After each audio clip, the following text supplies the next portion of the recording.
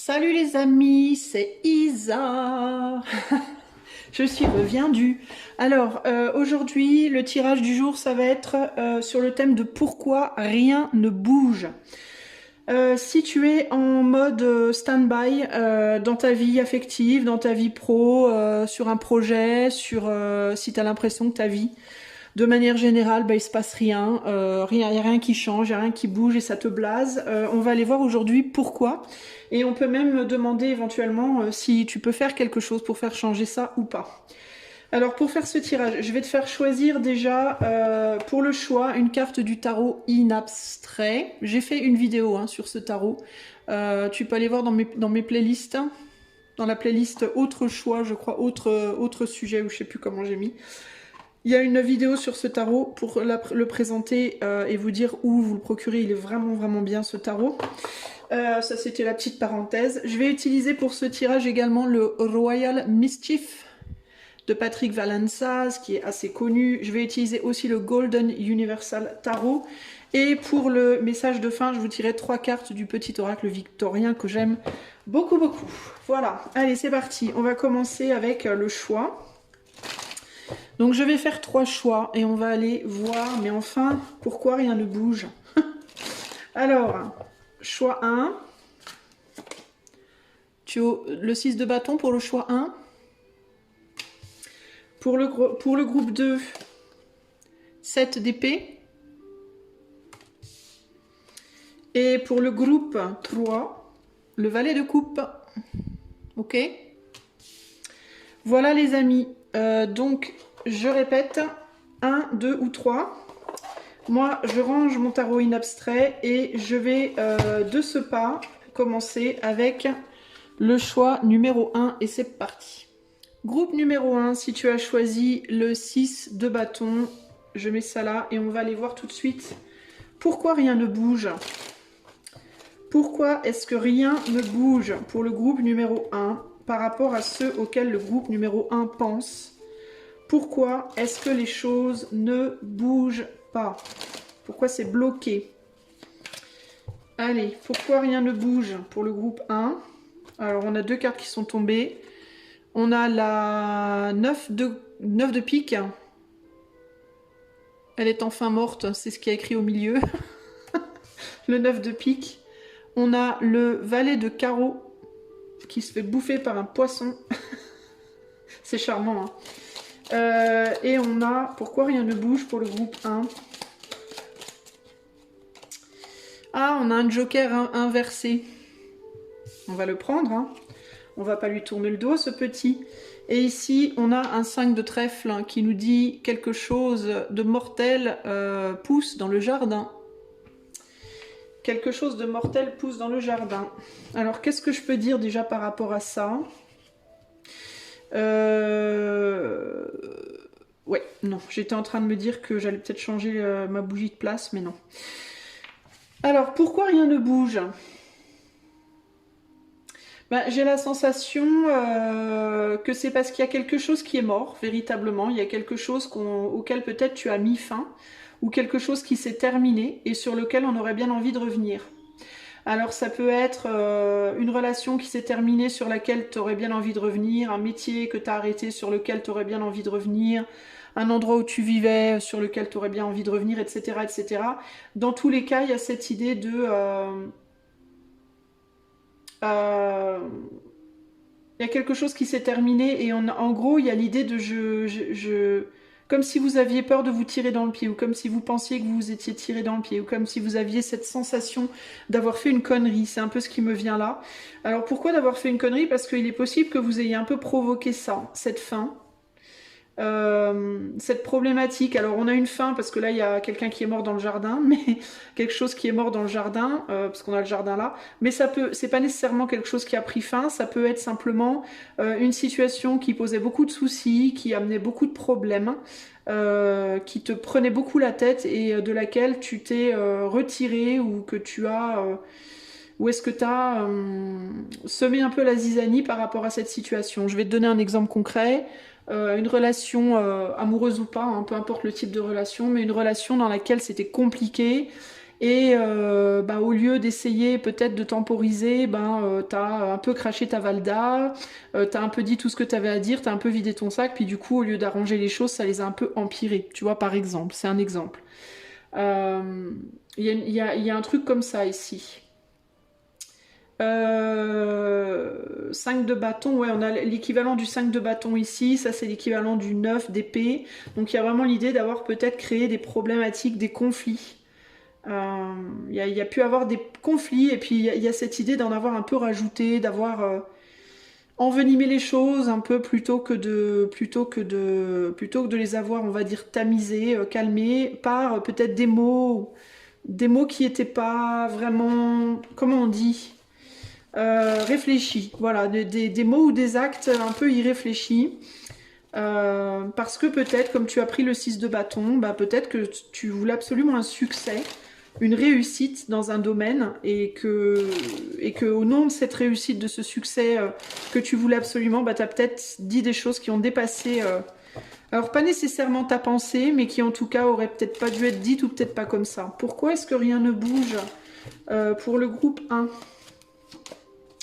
On a le 2, je vais essayer de mettre ça mieux, on a le 2 de Pentacle avec le 3. Ouais, tu vois, il y a cette idée d'être en défaite, hein, d'avoir... peut-être d'avoir essayé de mettre quelqu'un en défaite et du coup de s'être un peu mis en défaite soi-même et le pendu. Ouais, on n'arrive pas à... T'arrives pas à lâcher le morceau par rapport à quelque chose qui s'est cassé la figure pour moi. Voilà, en gros c'est ça.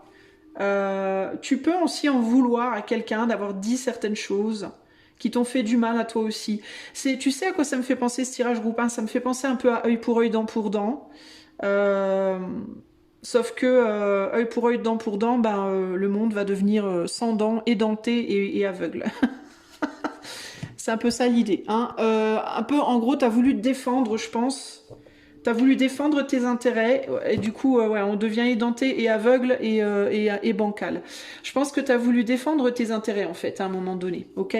C'est-à-dire que t'as voulu un peu te rebeller par rapport à quelque chose qui fonctionnait pas. Donc c'est ou bien un boulot que t'aimais mais dans lequel tu voulais absolument réussir mais t'as pas réussi et puis t'en as voulu, puis peut-être t'as dit des choses pas cool et puis ou une relation ou un projet ou Dieu sait quoi. Et là il y a cette idée de ben merde.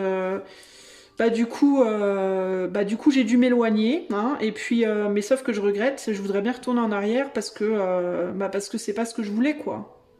Ce que j'aurais voulu c'est que ça fonctionne, ce que j'aurais voulu c'est une réussite, ce que j'aurais voulu c'est qu'on trouve un consensus, que ensemble, si c'est relationnel, que ensemble on puisse trouver une solution par rapport à ces problématiques. Si c'est professionnel ou autre, pareil, j'aurais voulu qu'ensemble on trouve une solution pour que ce boulot fonctionne, pour que je puisse rester dans cette entreprise, pour que je puisse rester dans ce lieu de vie peut-être, tu vois.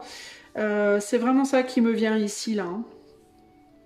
Hein. Pourquoi rien ne bouge? Parce que tu n'arrives pas à avaler tu n'arrives pas à avaler la pilule que tu as créée partiellement. Alors je dis pas que tu as tout fait toi-même, que c'est tout ta faute, hein, pas du tout, mais je pense que tu y as au minimum participé un petit peu par des mots ou des actes qui étaient un peu trop impulsifs, euh,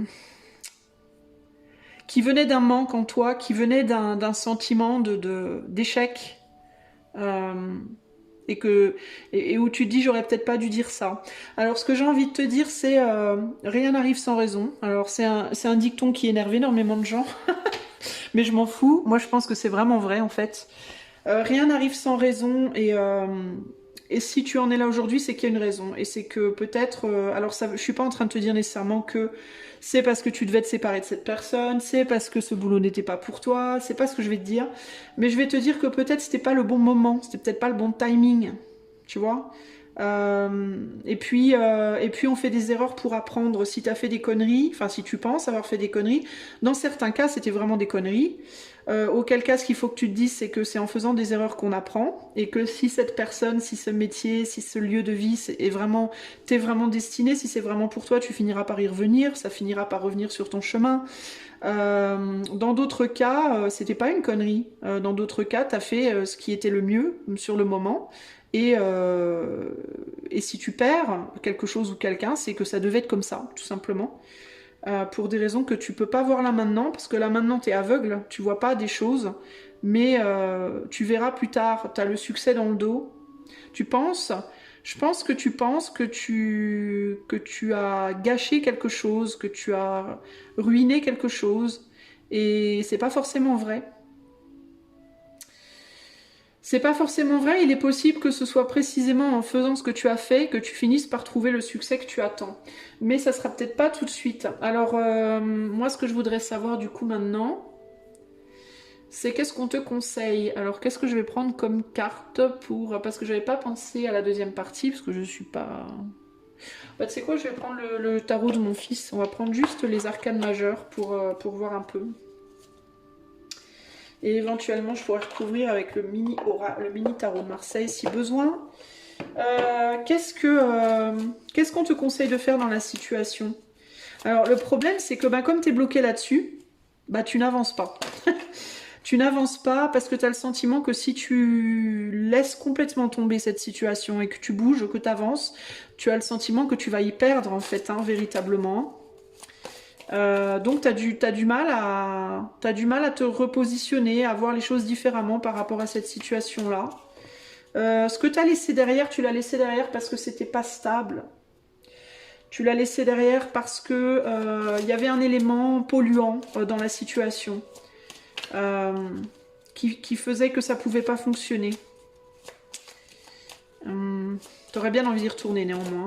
C'est vraiment ce que je vois. Il peut même y avoir l'idée de toute façon j'y retournerai. Tu peux même avoir véritablement ça en tête, en mode de toute façon je suis pas prête à lâcher ou je suis pas prêt à lâcher, j'y reviendrai, j'y retournerai, ou alors je vais garder une forme de lien, de toute façon on a quelqu'un qui continue ici de regarder derrière, donc concrètement... Qu'est-ce qu'on te conseille de faire par rapport à cette situation sur laquelle rien n'avance véritablement, groupe numéro 1? On a le soleil, on a un beau soleil. On a le chariot. Et on a le diable. On te conseille d'avancer et d'aller affronter, ton ombre, j'entends. Ah, ça pique un peu. On te conseille d'avancer et d'aller affronter l'ombre. De laisser ce soleil derrière toi, de laisser ce soleil-là se coucher. Et d'oser pénétrer dans l'ombre, d'oser pénétrer dans cette nuit. Pourquoi tu vas me dire, mais Isa, tu es folle. Pourquoi? Pourquoi? Parce que si ce soleil se couche, c'est que la personne ou la situation y a mis son grain de sel, mais toi aussi, d'une certaine manière, tu es partiellement responsable. Tout le monde, on est tous toujours partiellement responsables de ce qui nous arrive dans la vie, même si on aime à se dire que c'est pas vrai, parce que c'est plus confortable de se dire ça. Mais pourquoi? Parce qu'il faut que tu ailles affronter, entre guillemets, ton ombre. C'est quoi mon ombre? C'est quoi ton ombre? Ton ombre, c'est tout ce que tu ne projettes pas sur l'extérieur. Quand je dis ton ombre, je te parle pas de tes défauts, je te parle pas de tout ce qui est vilain chez toi, tout ce qui est pas beau, tout ce qui fâche, tout. Non, quand je te parle de ton ombre, je te parle de tout ce que tu ne projettes pas dans la matière aux yeux des autres.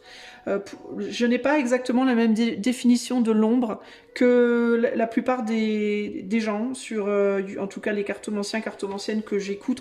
J'ai pas pour moi, l'ombre, ce n'est pas le négatif chez toi. Parce que tu projettes des choses dans la matière, dans la lumière, dans ta manière d'être. Parfois, tu fais des choses qui sont pas bien. On en fait tous. Donc il n'y a pas ici l'idée de dans la lumière t'es positif, dans l'ombre t'es négatif. Pour moi c'est pas du tout ça. Pour moi c'est dans la lumière tu projettes du positif et du négatif, et dans l'ombre tu as aussi du positif et du négatif. Donc pour moi l'ombre c'est tout ce qui n'est l'inverse de ce que tu montres dans la lumière. Par exemple, si tu es tout le temps à rigoler dans la lumière, il est fort probable qu'intérieurement tu sois un petit peu triste.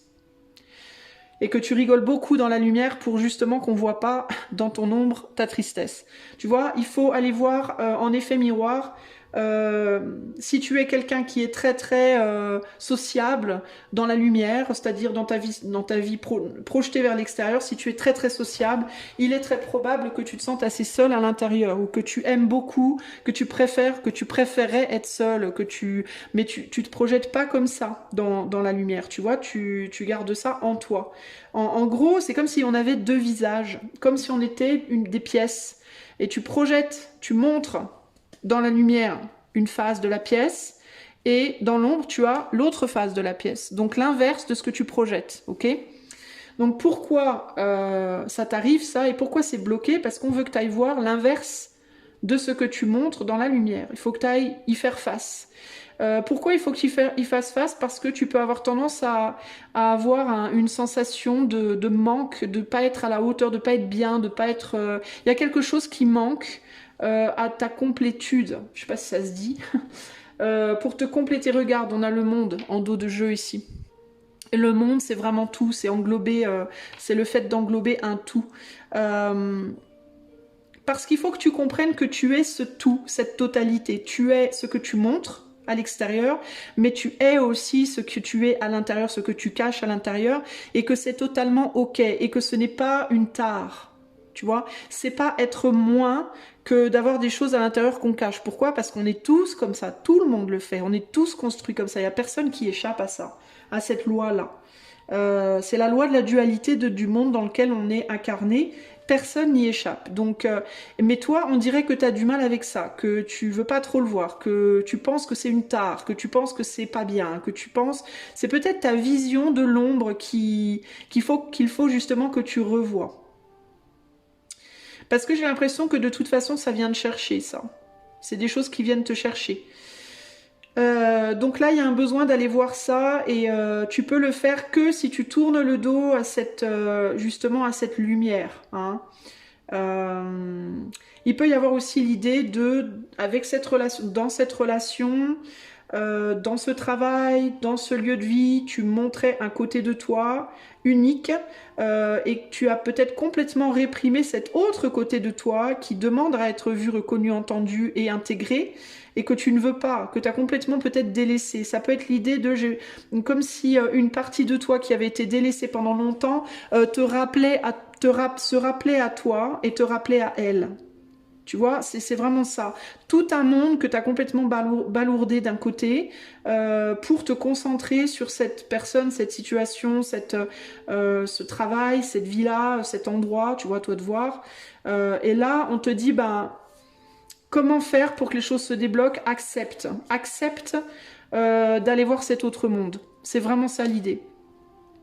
Pour y faire face et pour l'intégrer et pour le reconnaître comme étant pas quelque chose de négatif, quelque chose qui a sa propre valeur, sa propre légitimité, sa propre énergie, sa propre essence, mais qui néanmoins fait partie de toi et qui est ok. Et c'est tout à fait ok.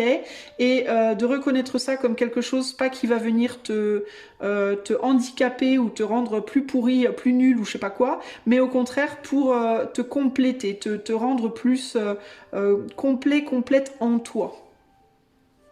Si tu arrives à aimer ton ombre autant que ta lumière, alors tu seras un être complet. Et quand tu seras un être complet, alors tu pourras manifester dans ta vie exactement ce qu'il te convient. Que ce soit en amour, professionnellement, lieu de vie, amis, famille, etc. etc.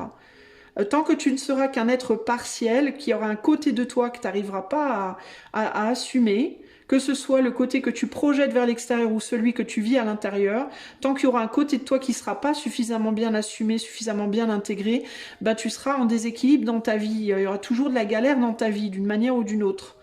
Pourquoi? Ben parce que ces mondes-là, tu ne peux pas les éradiquer. Ils font partie de toi. Donc plus tu vas chercher à réprimer les choses et plus elles vont venir intensément te happer. Tu comprends?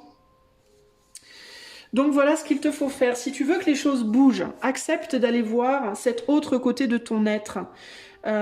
Peut-être que par exemple tu as été longtemps avec une personne, je vais te donner quelques exemples, tu as été longtemps dans une relation où l'autre était très possessive, dans cette relation, au sein de cette relation vous étiez dans une bulle, il y avait quelque chose de très possessif, de très tu m'appartiens, tu es à moi, nous sommes ensemble et le monde extérieur ne compte pas, et ben là on t'appelle à aller vers peut-être sur une autre relation, ou peut-être vous serez différent, vous vous comporterez différemment, vous serez plus ouvert au monde, ce sera moins dans une bulle, ce sera plus libre, plus on pourra mieux respirer.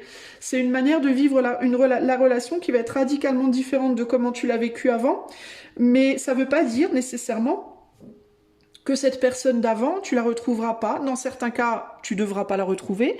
Mais si tu dois un jour la retrouver, ça te permettra de revenir vers elle, mais de vivre votre relation différemment. C'est-à-dire, tantôt dans votre bulle, tantôt plus ouvert. Tantôt dans votre bulle, tantôt plus ouvert. D'être plus complet dans votre manière de vivre les choses. Et du coup, ça consolidera la relation. Vous voyez ? Dans un métier, pareil, peut-être que tu es dans un métier où tu es tout le temps seul et que là, on te demande d'aller dans un métier où tu vas être beaucoup avec les autres. En gros, on va te demander d'aller voir l'inverse de ta pièce, de ce que tu montres extérieurement. Ok ?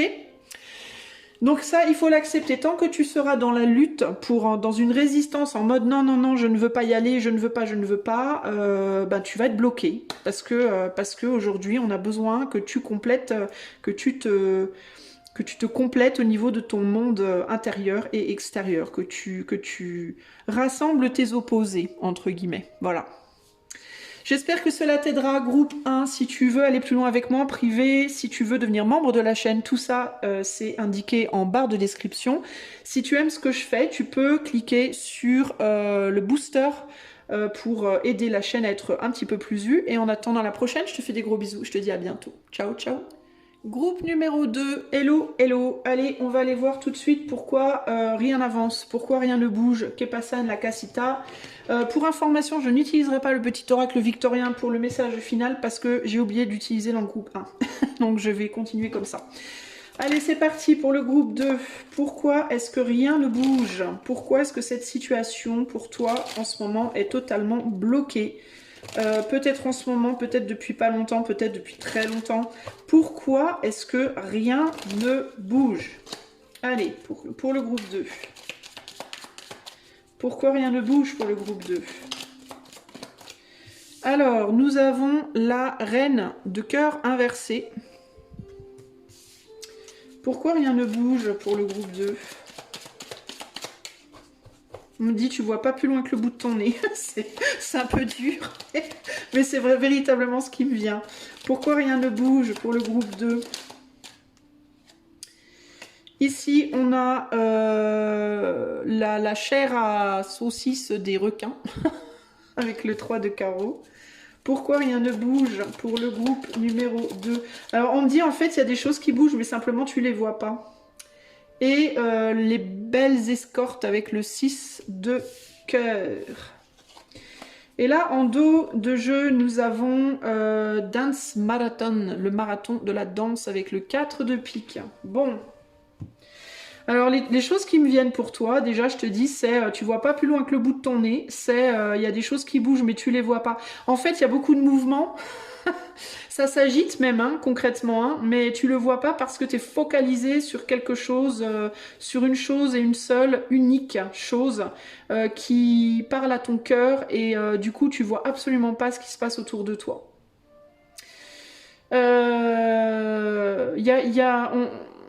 Relationnellement, il me vient que relationnellement, sentimentalement, groupe 2, que tu sois célibataire ou pas, j'ai envie de te dire, il y a quelqu'un qui est autour de toi, qui est déjà en couple et qui pourtant ne pense qu'à toi. Qui pourtant n'a Dieu que pour toi, sauf que tu ne le vois pas. C'est une personne qui ou est déjà en couple ou alors c'est quelqu'un qui passe d'une relation à l'autre, qui flirte ou qui couche à droite, à gauche, j'en sais rien, mais il y a l'idée de quelqu'un qui est déjà bien entouré sentimentalement, mais qui pourtant pense à toi et rien qu'à toi.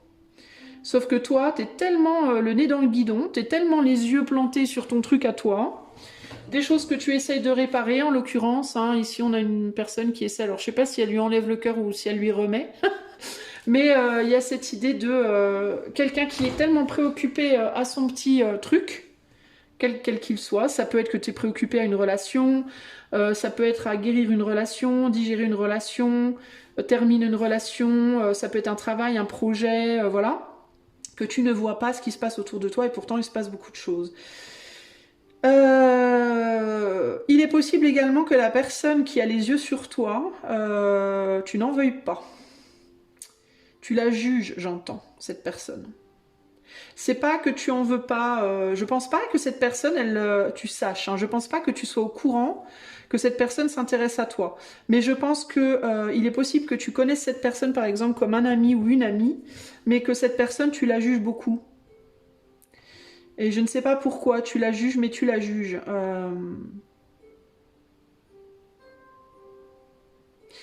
Et là, on a ça, ici. Ouais, donc il y a cette idée. C'est quelqu'un qui pourrait avoir envie de venir vers toi, mais qui a très peur des conséquences, probablement. Qui peut avoir peur de comment tu vas l'accueillir. Qui peut avoir peur aussi du jugement des autres. Mais voilà, en tout cas ce qui me vient là. Et toi de ton côté, toi tu peux. Alors si c'est romantique, moi j'ai quand même, je sens quand même beaucoup le relationnel ici. Je suis désolée de te le dire, mais je le sens. Enfin, je suis désolée de te le dire. Je suis désolée de te le dire si toi tu étais focus sur un autre domaine, mais je sens beaucoup le relationnel.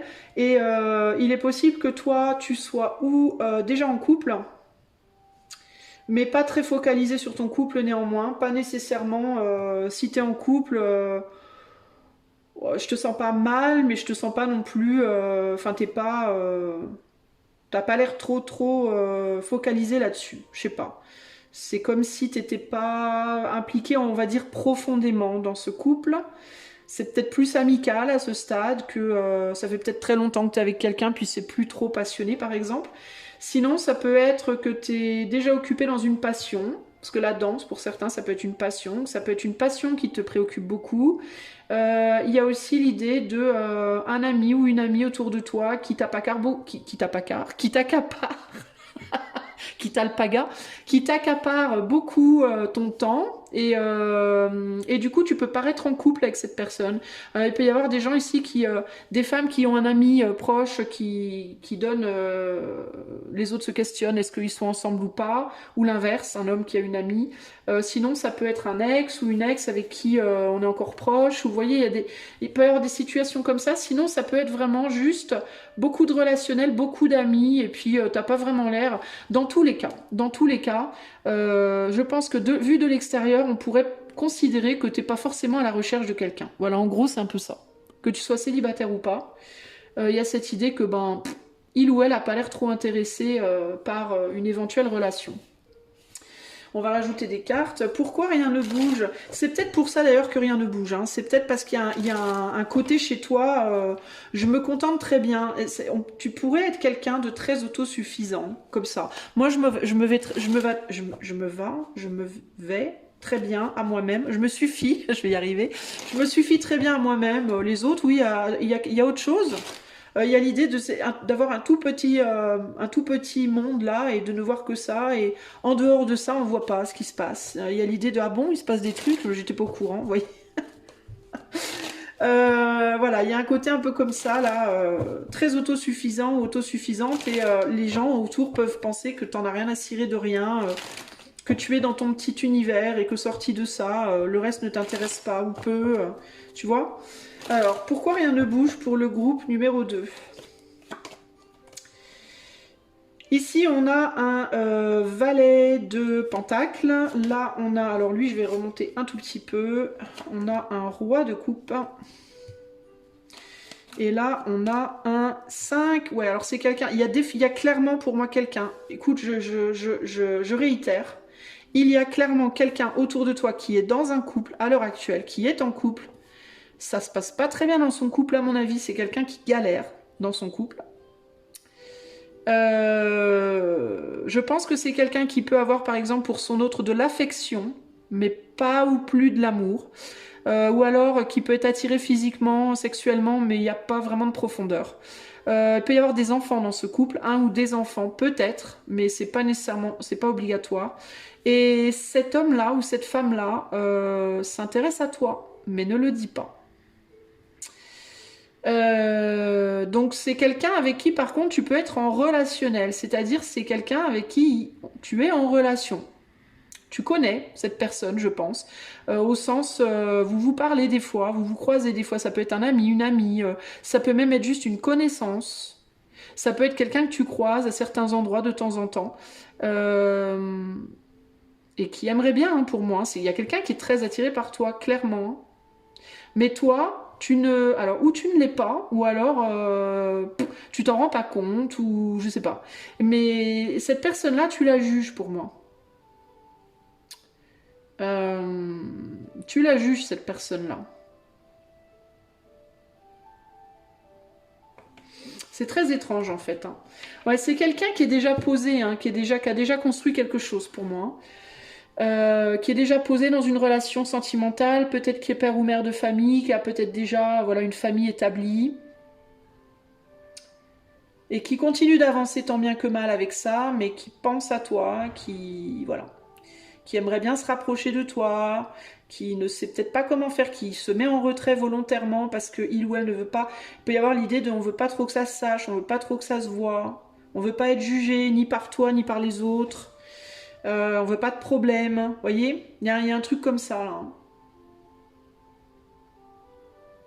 Mais alors toi, je te sens complètement à coucoulande, tu n'as aucune idée, tu vois pas, tu sais pas.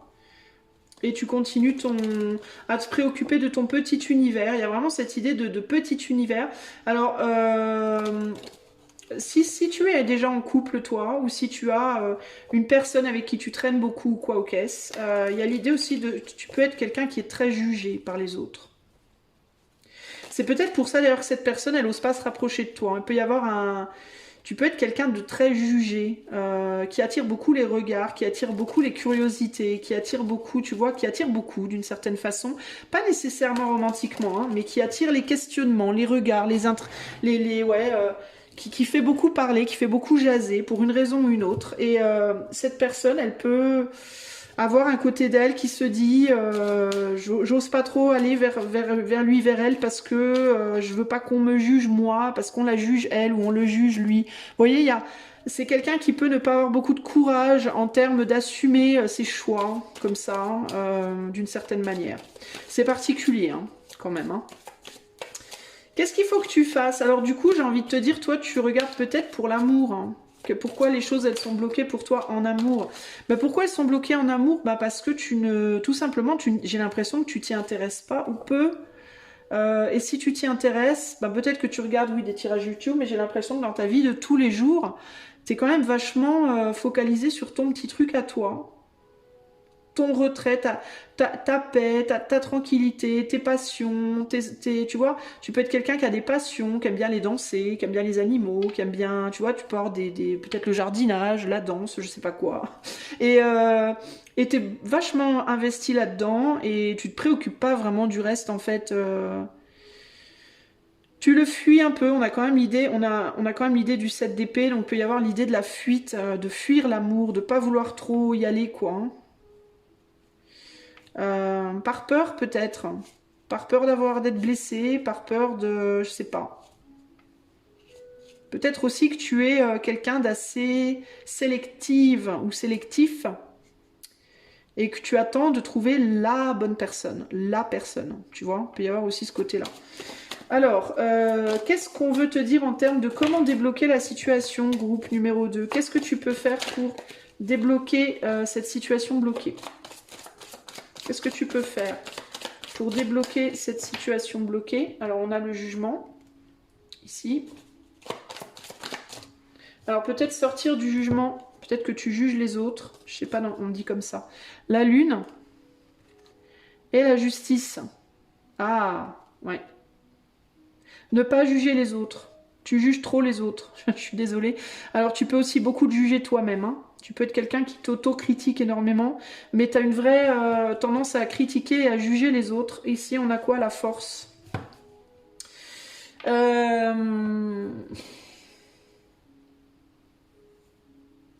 Ouais, il peut y avoir un petit côté élitiste chez toi, je dois te le dire, groupe 2, ok? Je vais pas tourner autour du pot, il peut y avoir un côté élitiste un peu.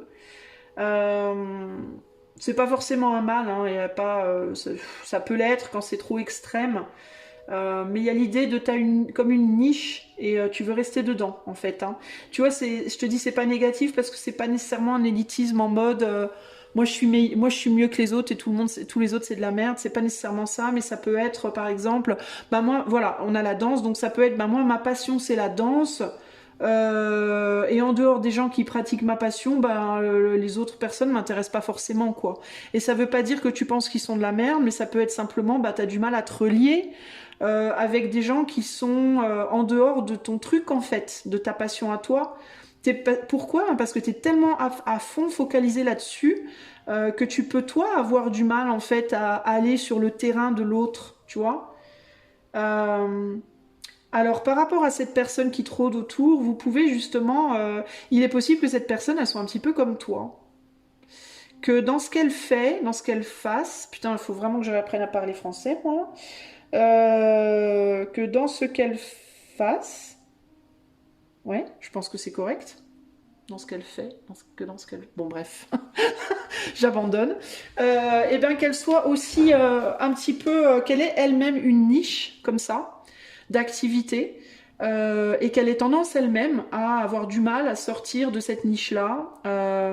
Tu vois, tu peux être face à quelqu'un qui est un peu comme toi, pour te challenger, justement, d'une certaine manière.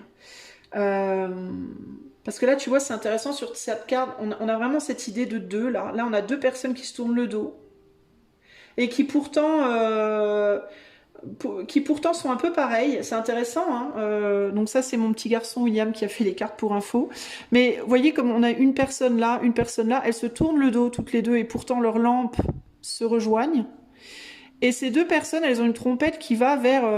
qui jette des confettis comme une célébration en fait, hein. Donc il peut y avoir l'idée de deux personnes qui sont dans des niches très différentes, mais qui pourtant ont beaucoup plus en commun qu'elles ne le pensent, dans la vérité des choses, parce qu'on est sur la carte du jugement. Au niveau de la Lune, c'est pareil, on a le yin et le yang, il y a l'idée des opposés, mais qui pourtant sont au cœur de la Lune, c'est rigolo ça d'ailleurs, et on a deux planètes très différentes, mais qui ont besoin l'une de l'autre en fait, pour fonctionner, voilà, c'est mieux comme ça, pour fonctionner correctement. Donc ça aussi c'est assez intéressant. Et là aussi, on a cette idée des deux, mais qui fonctionnent ensemble. Vous voyez? Avec la justice. Donc, comment sortir de cette stagnation? Eh ben, dans ta vie affective ou relationnelle, parce que ça peut être affectif, mais ça peut être aussi relationnel, par exemple, amical, vous voyez? Quelqu'un qui s'intéresse à vous sur le plan amical, quelqu'un qui s'intéresse à vous sur le plan pro, mais qui ose pas trop, parce que cette personne, elle pense que vous êtes dans une niche différente, justement, vous n'êtes pas pareil. Et là, il y a cette idée de, bah oui, mais pour en sortir, il faut comprendre que les opposés, déjà, peuvent s'attirer, hein, et puis que l'opposition est enrichissante en réalité, et que c'est pas parce qu'on n'a pas la même niche qu'on peut pas s'apprendre des choses. Et que au contraire, c'est vachement plus intéressant de communiquer avec quelqu'un qui est radicalement différent parce qu'on en apprend énormément plus qu'avec des personnes qui sont exactement comme nous. Échanger avec des personnes qui nous ressemblent, c'est un peu s'auto-masturber, quoi. Désolé, mais c'est un peu ça. C'est s'auto-conforter les uns les autres dans nos croyances similaires. Oui, ça c'est génial. Ah oui, t'as raison, c'est génial. Oh là là, qu'est-ce qu'on est génial. On est génial parce qu'on aime cette même chose qui est géniale. C'est trop génial. Oui, ok, d'accord, c'est bien joli, c'est très agréable, mais on n'apprend pas grand-chose, quoi. Alors que quand on est face à quelqu'un qui nous dit bah non c'est pas génial, comment ça? Bah parce que si, parce que ça, ah oui j'avais pas vu les choses comme ça, tu vois, et ben tout de suite on évolue en fait, on apprend des trucs, on apprend à réfléchir, on apprend à voir les choses sous un autre angle, on apprend à comment dire, élargir son champ d'action, d'inspiration. Et puis on réalise aussi que on a tous une valeur au final différente mais similaire. Vous voyez, le danseur ou la danseuse et le, je sais pas moi, le charcutier boucher par exemple, en fait ils ont une valeur, ils ont la même valeur, ils ont juste pas la même niche, mais ils ont la même valeur en fait. Le charcutier boucher, il sait très très bien s'occuper de sa viande. La danseuse ou le danseur, il sait très bien danser le tango. Mais au final, chacun si on enlève les mots tango, charcuterie, ben il y a l'idée de moi je sais super bien faire un truc, moi aussi je sais super bien faire un truc, waouh, génial. Ben on sait tous les deux super bien faire un truc, ben peut-être qu'on peut devenir potes. Vous voyez ce que je veux dire?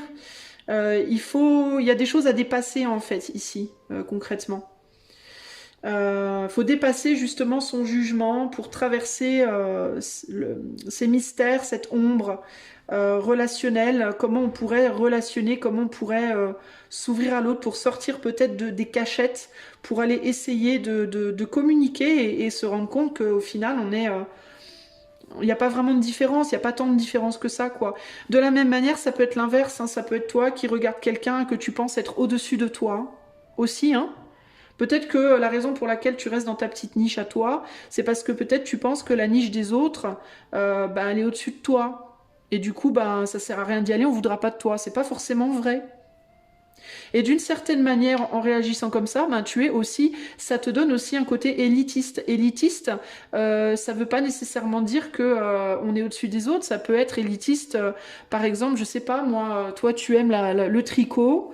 Et tu ne veux pas parler à qui que ce soit d'autre qui fait pas du tricot comme toi, ben, c'est être élitiste.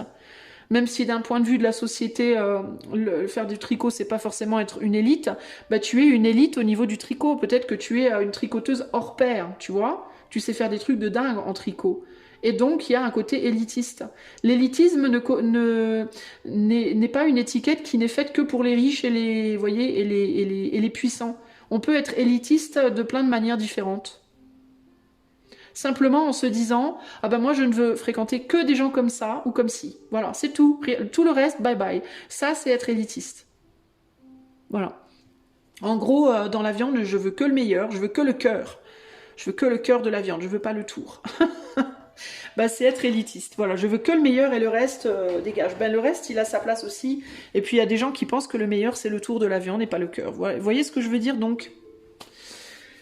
Donc voilà, donc il vous faut sortir d'un point de vue extrêmement restreignant pour oser dépasser vos propres limites en termes de ce qui a de la valeur, de qui a de la valeur dans votre vie, pour découvrir qu'il est fort possible que finalement vous rencontriez des nouvelles personnes, des nouveaux amis, un nouvel amoureux, une nouvelle amoureuse et que vous découvriez qu'au final, ben, le bonheur, il est peut-être pas où vous pensiez qu'il était à la base.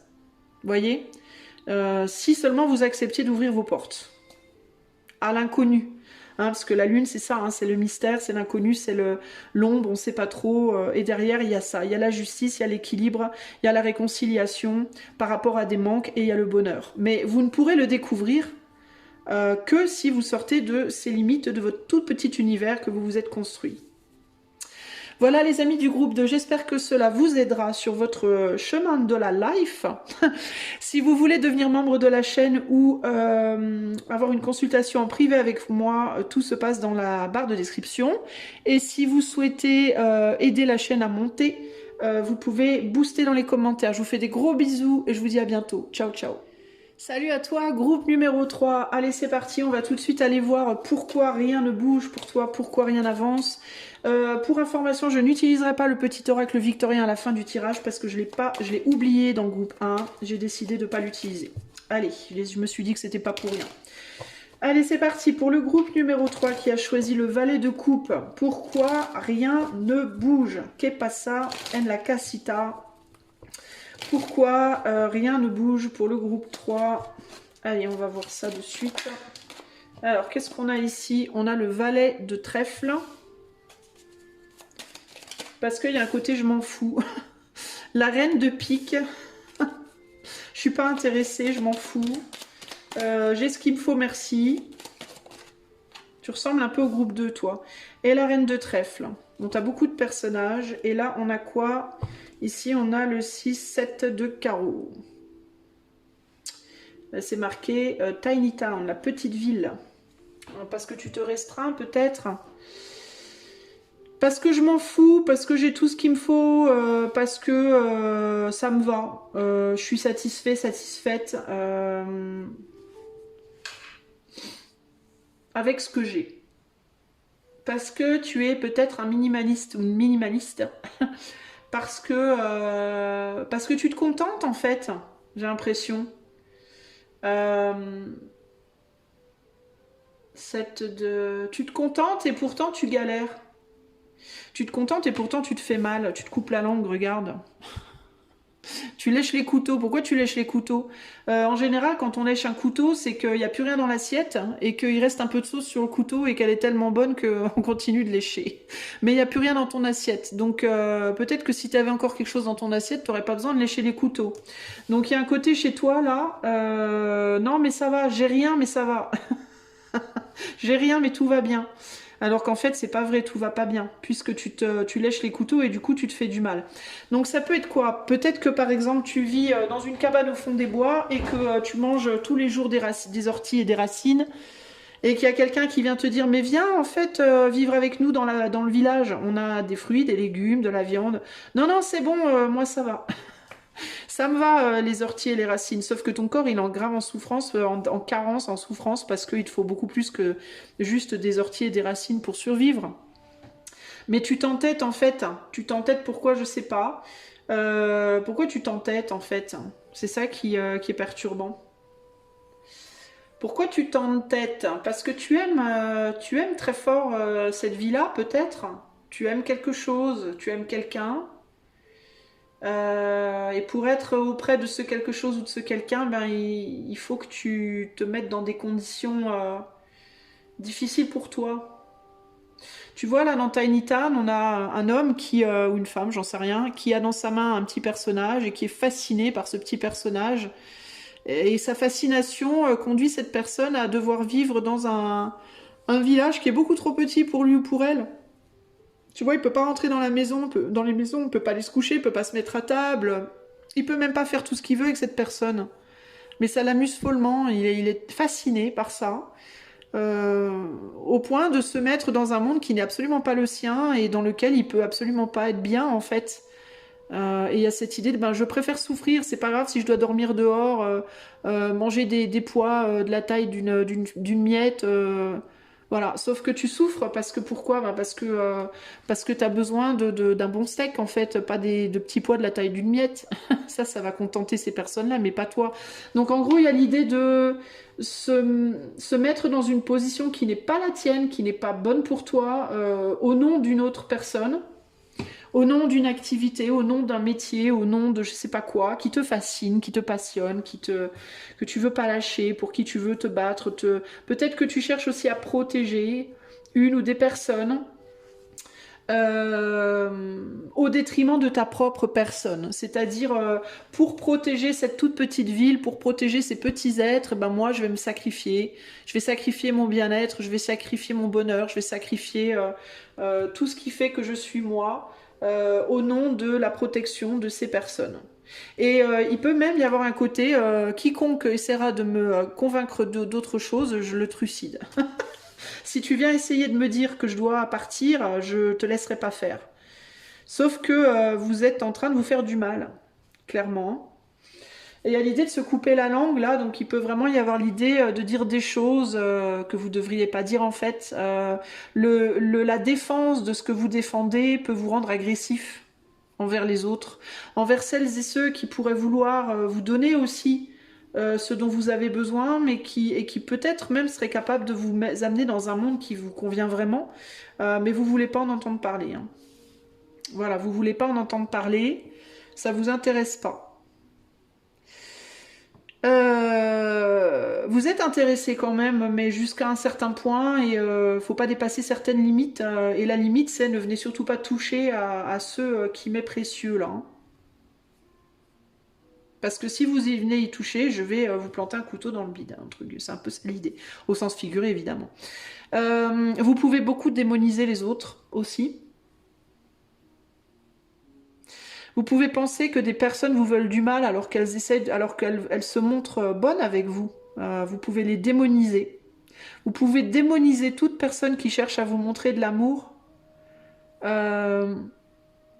au nom de la protection de ce monde intérieur que vous voulez pas lâcher, ou de ces habitudes que vous voulez pas lâcher, ou de ces êtres, ou de Dieu sait quoi en fait. Ça peut être un monde que vous vous êtes fabriqué, ça peut être un univers, ça peut être une fascination, je sais pas. Ça peut être des addictions même, ça peut être plein de choses, hein, véritablement. Et j'ai l'impression qu'en fait, vous...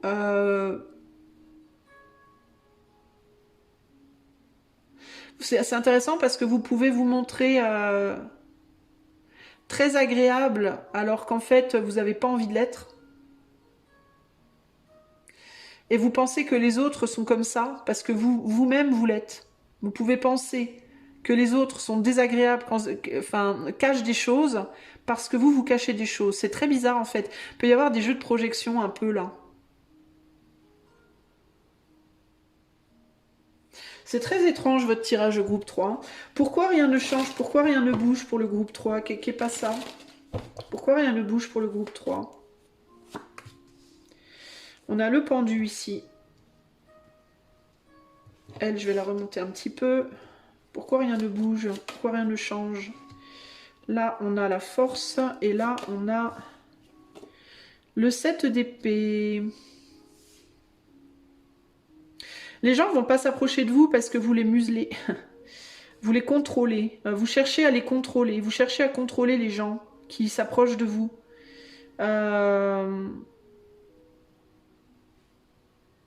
Tout va bien tant qu'on cherche pas à... Tant qu'on cherche pas à essayer de vous faire... pas de vous moraliser, mais... Ouais, il y a cette idée de je suis qui je suis et je ne changerai pas. Et si ça te pose un problème, je te trucide, entre guillemets. Il y a vraiment cette idée, c'est très étrange, hein, véritablement.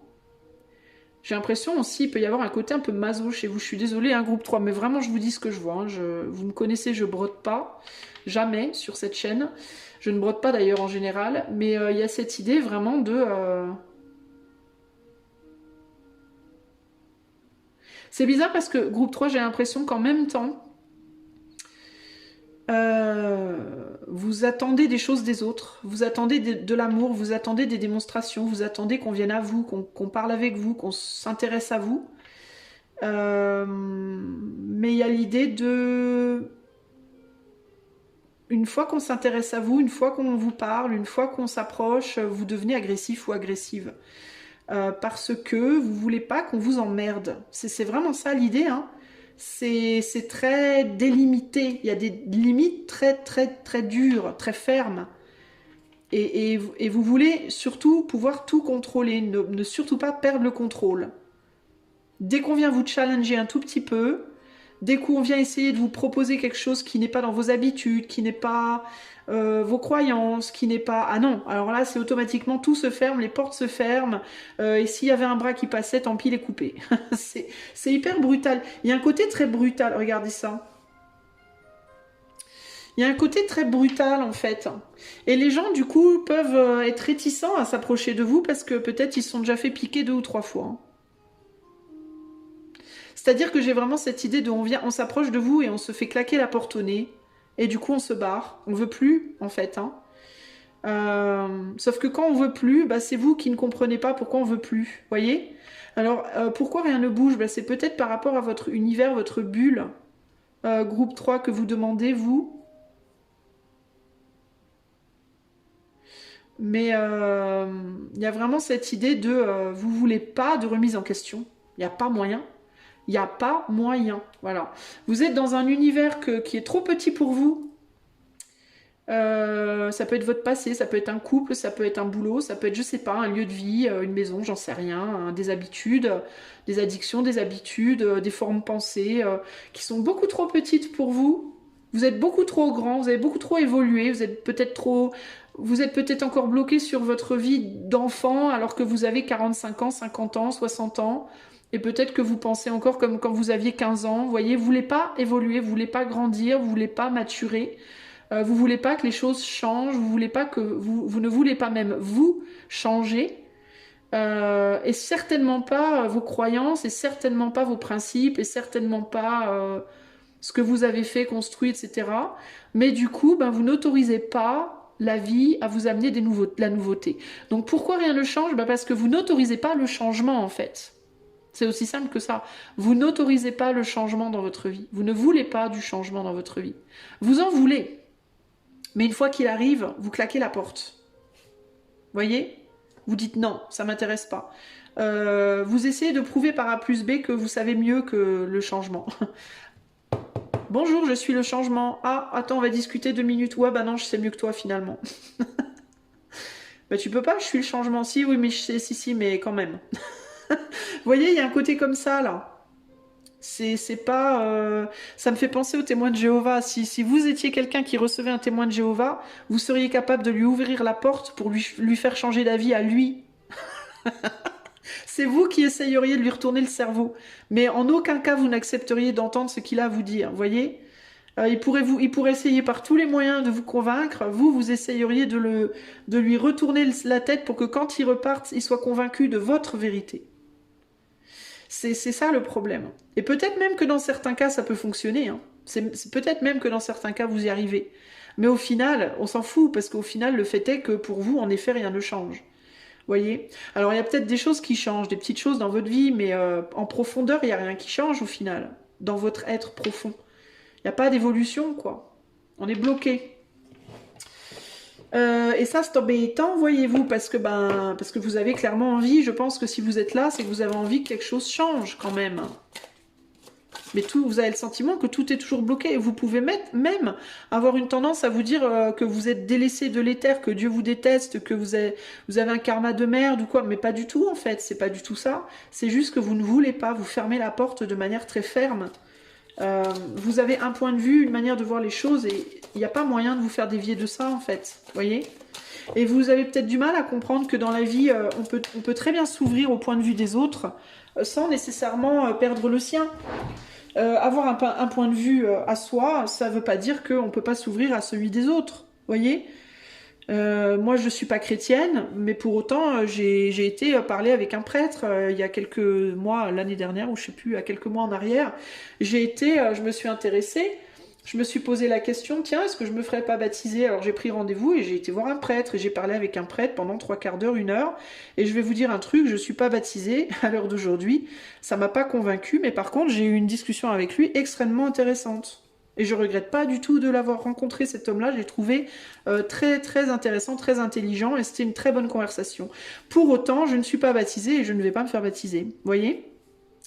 Donc, c'est pas parce qu'on s'ouvre à l'autre que nécessairement on va être corrompu. Mais c'est peut-être ça votre problème. Vous avez peut-être trop peur qu'on vienne vous prendre ce que vous avez. C'est peut-être ça le problème. Vous voulez pas qu'on vous enlève votre petit univers, votre petit monde précieux. Mais sauf que vous n'autorisez pas le changement. Alors, qu'est-ce qu'il faut faire pour le groupe numéro 3, là, pour que les choses, enfin, puissent changer? Alors, on a l'impératrice. On a l'empereur. Bah tiens, l'impératrice et l'empereur. Intéressant. Ouh, j'entends un truc qui va vous piquer. J'entends, il faut accepter de vous soumettre. Ouch. Et le monde inversé. Eh ouais, bah c'est ça. C'est exactement ça. Il faut accepter de vous soumettre, c'est-à-dire de retourner votre monde, de changer radicalement. On a même le diable inversé qui est sorti, je vais le laisser, qui est sauté là. Le diable inversé, c'est vraiment lâche l'emprise, hein. Lâche le contrôle, hein, lâche tout en fait. Hein. Soumets-toi quoi. Et se soumettre, ça veut pas dire que vous serez soumis, que vous serez un être soumis toujours. Hein. Mais si vous voulez, c'est comme si dans un couple, dans une partie de jambes en l'air, fallait accepter que de temps en temps c'est vous qui allez être au-dessus, puis de temps en temps c'est l'autre, puis de temps en temps c'est vous, puis de temps en temps c'est l'autre, puis voilà. C'est ça qu'on vous demande. C'est pas de vous mettre en dessous et puis de rester en dessous tout le temps. C'est pas ça qu'on vous dit. C'est plus se mettre dans les deux positions pour s'ouvrir l'esprit en fait. Et pour que l'autre en face aussi puisse s'ouvrir l'esprit. Parce que quand on est face à des personnes avec l'esprit ouvert et qu'on a l'esprit ouvert, absolument tout est possible. Alors que quand on est une personne fermée qui ne veut être que dans une position et pas les autres, et qu'on ne veut que les personnes dans la position opposée et pas les autres, eh bien, on est confronté à être fermé d'esprit et à rencontrer des personnes fermées d'esprit avec qui ça va clasher constamment. Donc là, il y a vraiment un besoin d'apprendre à se soumettre. Et de ne pas penser que la soumission est une mauvaise chose, que la soumission c'est être faible, c'est ne rien valoir, c'est tout ça, tout ça, tout ça. Comprendre qu'on est tous de toute façon soumis à des règles, que l'on le veuille ou non. Vous pouvez vous donner l'impression que vous êtes quelqu'un de dominant et que vous voulez dominer toujours, mais même si vous avez l'impression d'être dominant, vous êtes toujours soumis, parce qu'il y aura toujours quelque chose au-dessus de vous. Vous voyez ? Ce n'est qu'une illusion, la domination, en fait. Et la soumission aussi, en fait. C'est pour ça qu'on vous dit, il y a un besoin de se soumettre. Se soumettre, ça veut dire quoi? Ça veut dire lâcher prise, ouvrir les portes, laisser rentrer en vous. Les choses, les gens, Alors, je vous dis pas qu'il faut être un moulin, un hôtel, mais il y a l'idée d'autoriser je vais dire les choses de manière très crue, autoriser la pénétration. Que ce soit sexuel, que ce soit mental, que ce soit au niveau du cœur, que ce soit au niveau de physique dans votre vie, des gens qui rentrent dans votre vie. Si vous êtes complètement fermé de partout, il va rien vous arriver, ça c'est sûr, mais vous allez être enfermé dans un endroit qui est trop grand, qui est trop petit pour vous et où vous n'allez pas être heureux. Et où vous allez en réalité être en souffrance. Pourquoi vous vous fermez? Parce que probablement vous vous êtes déjà ouvert dans le passé, puis vous avez souffert, puis vous voulez plus souffrir. C'est compréhensible, c'est totalement compréhensible. Sauf que dans ce cas, acceptez de souffrir à l'intérieur de vous seul. N'attendez pas de changement dans ce cas-là, en gros. Hein. Voilà, en gros, c'est ça l'idée. Vous voyez ce que je veux dire? Je pense que vous avez souffert dans le passé, puis vous voulez plus du coup qu'on vous domine. On peut avoir des femmes battues ici, on peut avoir des femmes ou des hommes, hein, peu importe, femmes ou hommes battus, dominés, abusés dans le passé. Il peut y avoir des traumas, il peut y avoir des choses violentes qui sont passées, puis du coup on veut plus autoriser ça, plus jamais. Et c'est ok, mais sauf que du coup on ne vit plus. On n'autorise plus la vie à rentrer en soi, voyez? Le monde il est fermé du coup.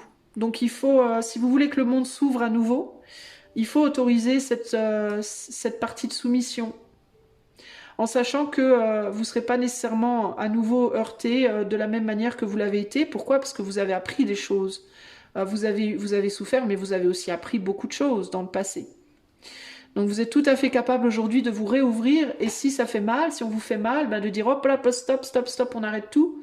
Attends, voyez? Peut-être que dans le passé, vous n'avez pas été capable de dire stop, attends. Vous avez peut-être trop attendu avant de dire stop. Vous vous êtes peut-être trop laissé mener par le bout du nez et du coup, vous avez souffert. Et là, aujourd'hui, vous êtes différent ou différente. Vous avez appris des leçons.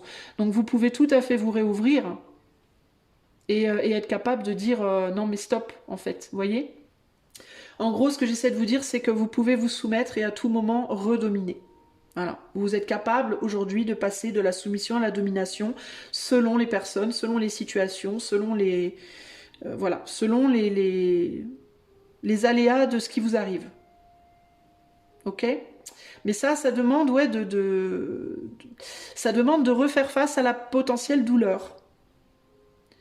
Et la potentielle douleur, c'est juste la vie, en fait. On ne peut pas vivre sans souffrir. On souffre du moment où on est, jusqu'au moment où on meurt.